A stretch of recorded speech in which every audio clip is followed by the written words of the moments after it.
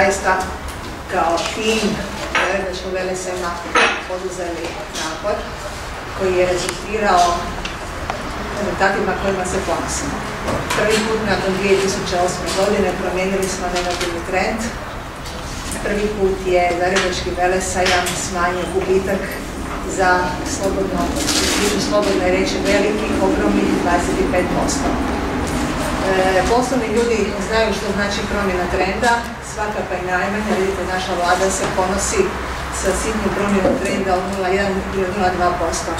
Mi se možemo ponositi sa velikim napretkom od 25% i taj rezultat nam daje snage i optimizma da je ovu godinu provedemo poslovno i organizacijski još uspješnije.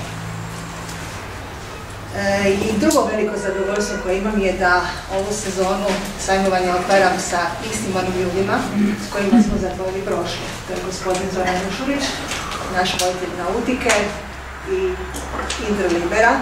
Tu je gospođa Slavica Lakić, naša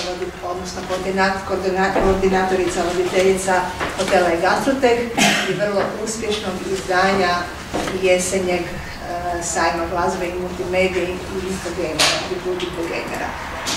Imali smo povijesnu jesen sa izuzetnim rezultatima, velikim brojem posjećenosti, očekujemo jednako dobro proljeće.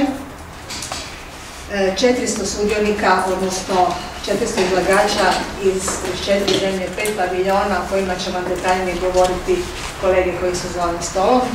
Ja vas želim još jednom pozdraviti, zahvaliti vam se na interesu i pozvati nas da pratite naše uspjehe koji ćemo, vjerujem, vredati i ove godine i da pratite našu kampanju za Voli Velesajam gdje tipkom ZVL će se dobivati sve informacije o našim novim projektima koje će zapravo pokazati koliko Zagrebački velesajam slijedi potrebe i interes tržišta.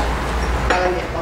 Dan i dobrodošli na Zagrebački velesajam. Evo, sezona počinje sjajno jer i Zagrebački sajam nautike i hotel Gastrotek veći su u odnosu na prošlogodišnje izdanje.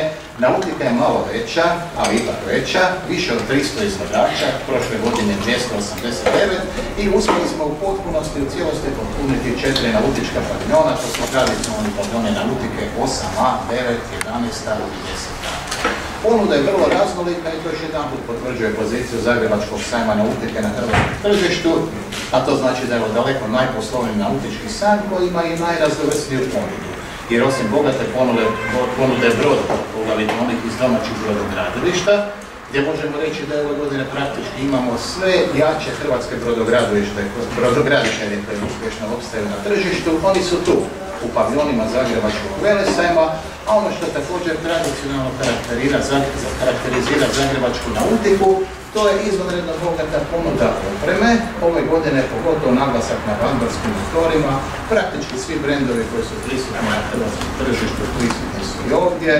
Tu je naravno bogata ponuda nautičke odjeće, obuće, navigacije.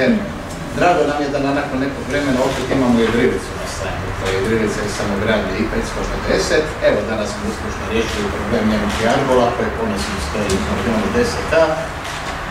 Jer znamo, ipak je činjenica da se veći brodovi, poglavito Jedrilice, više izlažu na morskim sajmovima gdje je to organizacijski i ekonomski ipak isplativije. Međutim, evo, ovdje da smo uspjeli vratiti jednu Jedrilicu na sajam što je sjajno. Evo za početak. Pozdrav svima, u ime udruge Hrvatska nautička proizvodnja i mene osobno. Reći ću par riječi o udruzi Hrvatska nautička proizvodnja koja je osnovana sa ciljem da udruživanjem tvrtki koje se bave djelatnostima nautičke proizvodnje omogući lakše rješavanje tekućih problema i raznih poznatih nam administrativnih i ostalih prepreka koje su u Hrvatskoj već tradicija i na taj način stvori bolje preduvjete za razvoj ove grane industrije.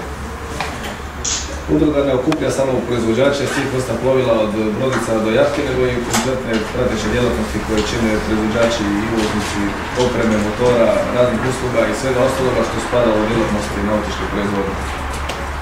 Pored osnovnih zadaća udruge kao što je praćenje, podrška i razvoj nautičke industrije u Hrvatskoj, te aktivno sudjelovanje u radu svjetskog udruženja i praćenje globalnih kretanja u ovoj branši, svakako je i podrška pri promociji i prezentaciji članica udruge na međunarodnim nautičkim sajmovima. Zbog toga je realizirana ova, sada već možemo reći, dugogodišnja poslovna suradnja Udruge Hrvatska nautička proizvodnja iz Zagrebačkog velesajma sajma nautike, gdje udruga potiče nastup svojih članica na ovoj manifestaciji kojima su zbog toga omogućeni povoljni uvjeti izlaganja i prezentacije svojih proizvoda. Moram kao i svaki put do sada na ovoj konferenciji za medije naglasiti da nije slučajno što je inicijativni odbor osnivačke skupštine Udruge Hrvatska nautička proizvodnja održan baš na ovom sajmu i to prije ni manje ni više nego 18 godina. Već tada je većina članova ove udruge koristila ovaj sajam za svoju promociju i ugovaranje poslova i prepoznala ga kao najvažniji događaj ove vrste u Hrvatskoj. Zbog toga će i ove godine vodeći hrvatski proizvođači i ostali članovi koje udruga danas okuplja, bez obzira na trenutno tešku situaciju u ovoj grani, nastupiti na ovom sajmu i promocijom svojih proizvoda na najbolji mogući način doprinijeti održavanju kontinuiteta nautičke proizvodnje u Hrvatskoj. Tako i ove godine imamo u najavi nekoliko premijera domaćih proizvođača, a to su radna brodica AL750 tvrtke Brodocentar Sisak, Falcon 22, domanjak tvrtke Falcon brodovi, te jedrilice i 550 za sada kao samogradnja izlagača nautika portala. Naravno, tu je desetak hrvatskih premijera i vicepremijera, stranih proizvođača, raznih tipova brodica u rasponu od 4 do 10 megavača. U očekivanju boljih vremena i uzlaznih trendova u ovom sektoru gdje proizvođači danas se doslovno bore za opstanak, organizacija i održavanje jedne ovakve priredbe samo po sebi već je veliki uspjeh. Nastavak korektne suradnje organizatora i izlagača sa podizanjem kvaliteta usluge i kvalitete izloženih proizvoda jedini je put za uspjeh i vjerujem da ćemo i dalje na tome zajednički ustrajati.